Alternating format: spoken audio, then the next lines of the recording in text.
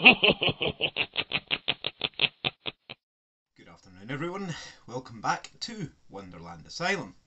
We're back today with issue 21 of the Hachette partworks release of Titanic, the ship, the legend. Okay, so in today's magazine we have an article on the Belle Epoque, which was the kind of era of peace before World War I kicked off. Quite a long article on that, to be honest with you. Yep, still going. Pictures of one of the first metro stations. Then we're on to the menus on board the Titanic. Yeah, doesn't sound very nice to me, being honest, reading the menu there. That's first class as well, and then some pictures of some of the first class people. Wonder how she got to that size. Reading that menu, it all sounds horrible. Sorry, fat shaming there. And now we're on to the parts. So, what do we have in today's issue? Let's take a look. Okay, so first of all, in today's little brown box,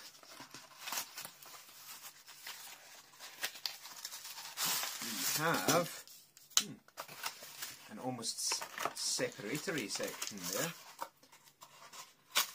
but there is, as you can see, only the one package in there, and inside that package we have a packet of IM screws and a packet of KM screws. I think they're those horrible hex heads they are. But as I said, I have this to help with the hex heads because I really don't want to use that Allen key because it's garbage. And we have the bottom section of the hull. But wait, that's not all.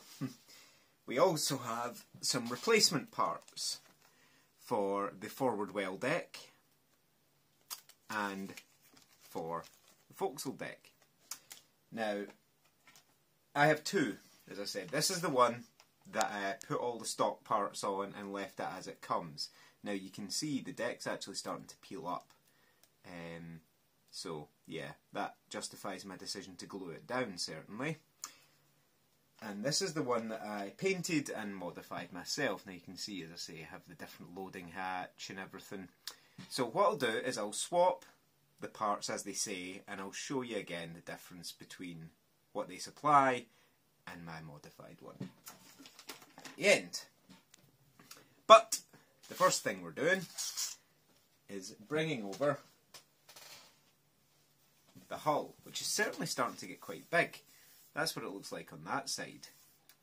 And in this issue, we're attaching this piece on here. So, let's get started with that. And again, just lining the teeth up and pushing it all together. It's a bit of a challenge because you have lots of different dimensions to try and line things up in. 2 seconds. Yep.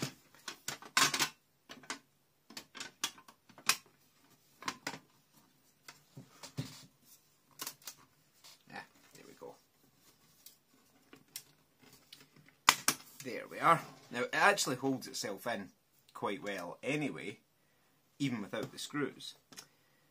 Then we need 4 of the IM screws to put along the bottom. So again, as always, we have a spare screw. Come on. There we go. And these flanged screws go into these 4 holes there.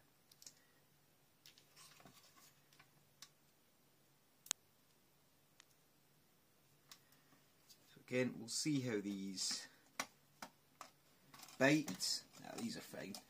As I say, if you're finding they're going in very tightly, then what you can do is use some WD-40 or some 3-in-1 oil to sort of loosen it up a bit, but I'm not finding any issue at all. What I'll do is I'll turn it round so you can see a bit better where I'm screwing it into. Makes it a bit more of a challenge for me, but it improves the viewing quality of your video. So there we go, because I don't think you could really see much of what I was doing at that first point. There we go, that's that one in, just like that. 2 more. Yeah, so as I say, the hull sections for Titanic are certainly far bigger than they were for Bismarck, and they were far bigger now than they were in the early stages, where you were getting these you can just about see the joins there. That was one of the questions I had previously. I do apologise, I can't remember who asked me, but someone had asked in the comments how visible the joins are. And well, if you shine the light on them, then yeah, you can see them. But other than that, they're not overly visible. Okay, so screw that all in, and that keeps it nice and tight. Now the next 2 screws are the KM screws, and they're going, it's going to be difficult to show you, they're going in to that hole right down there, and that hole there. And they are these kind of hex head screws, so it's not bad enough that they're at a horrible place, but they're also a hex head, which makes them even less pleasant. Now, I'm just going to make sure this is actually tightening and not loosening, because I used this for something else the other day. So there we have it. Now again, they did supply an Allen key, but no thanks. Again, line it up with the hole.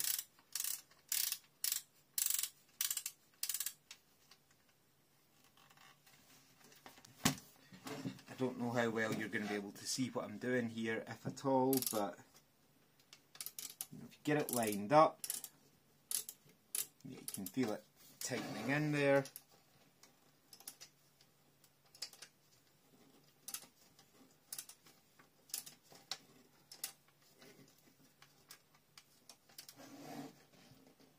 What this basically is doing is meaning I have a ratcheting tool to put this in, rather than having to use their Allen key, which doesn't ratchet and therefore is an absolute pest. Now I don't know how well it's going to work with this bottom one,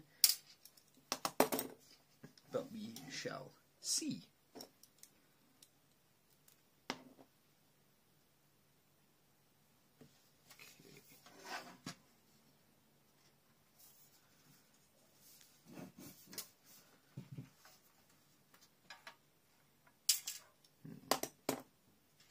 If I can get it in the hole, boom boom, I will hopefully be able to get the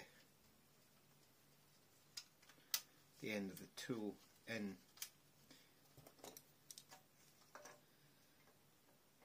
Just fantastic. Okay, now there's not going to be an awful lot for you to see while I'm doing this, because you're not going to be able to see what I'm doing. So get this all tightened up and I'll be back with you in just a sec. Okay, so that's what that is looking like now. And that is the hull of the Titanic. Coming along, isn't she? Okay, so putting that to one side, we're now going to look at the replacement pieces that we got, putting these tools away for a moment. Okay, so if we go for these ones first, these are the ones that go on the forward well deck. Now, I didn't modify this in any way, shape or form. I just did it as instructed. It looks like this. So the first thing they're saying is to remove the fork pieces here and here and replace them with these silver versions. Now bear in mind there is a keyhole design. So if you try and push it in the wrong way, you're going to have problems. And there we go, that one goes in perfectly well. And the other side, hopefully equally well. And it is the forward well deck, so hopefully they'll go in well. Ha ha ha. Yep, so there we go. That's what those look like. That one's not sitting in properly. So what's the issue with this little guy? Oh right, okay. There we go. That one doesn't want to sit. So if you give me 2 seconds, I'm not playing today.